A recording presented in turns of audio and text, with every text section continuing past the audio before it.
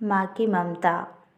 एक छोटे से कस्बे में समीर नाम का एक लड़का रहता था। बचपन में ही पिता की मृत्यु हो जाने के कारण परिवार की आर्थिक स्थिति बड़ी दयनीय थी।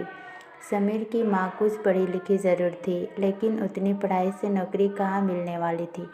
सो घर घर बर्तन मांजकर और सिलाई बुनाई का काम करके किसी तरह अपने बच्चों को पढ़ा लिखा रही थी। समीर स्वभाव से थोड़ा शर्मीला था और अक्सर चुपचाप बैठा रहता था। एक दिन जब वह स्कूल से लौटा तो उसके हाथ में एक लिफाफा था। उसने माँ को लिफाफा पकड़ाते हुए कहा, माँ, मास्टर साहब ने तुम्हारे लिए यह चिट्ठी भेजी है। ज़रा देखो तो इसमें क्या लिखा है। माँ ने मन ही मन चिट्ठी पढ़ी और मुस्कुरा कर बोली, बेटा, इसमें लिखा है कि आपका बेटा काफ़ी होशियार है। इस स्कूल की बाकी बच्चों की तुलना में इसका दिमाग बहुत तेज है और हमारे पास इसे पढ़ाने लायक शिक्षक नहीं है, इसलिए कल से आप इसे किसी और स्कूल में भेजें।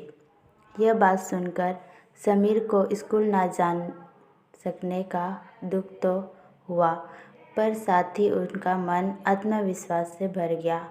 वो कुछ खास है और उसकी बुद्धि तीव्र है। माँ ने उसका दाखिला एक अन्य स्कूल में करा दिया। समय बीतने लगा। समीर ने खूब मेहनत से पढ़ाई की। आगे चलकर उसने सिविल सर्विस परीक्षा भी पास की और आईएएस ऑफिसर बन गया। समीर की माँ अब बूढ़ी हो चुकी थी और कई दिनों से बीमार भी चल रही थी और एक दिन अचानक उनकी मृत्यु हो गई। समीर के लिए ये बहुत बड़ा आघात था। वो बिल्क बिल्क कर रो पड़ा। उसे समझ नहीं आ रहा था कि अब अपनी माँ के बिना वो कैसे जिएगा। रोते रोते ही उसने माँ की पुरानी अलमारी खोली और हाथ में उनकी माला, चश्मा और अन्य वस्तुएं लेकर चुमने लगा। उस अलमारी में समीर के पुराने खिलौने और बचपन के कपड़े तक संभाल कर रखे थे। समीर एक एक कर सारी चीज़ें निकालने लगा और तभी उनकी नज़र एक पुरानी चिट्ठी पर पड़ी।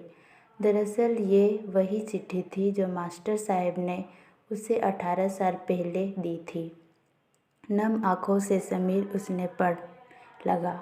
आदरणीय अभिभावक, आपको बताते हुए हमें अफसोस हो रहा है कि आपका बेटा समीर पढ़ाई में बेहद कमज़ोर है और खेलकूद में भी भाग नहीं लेता है।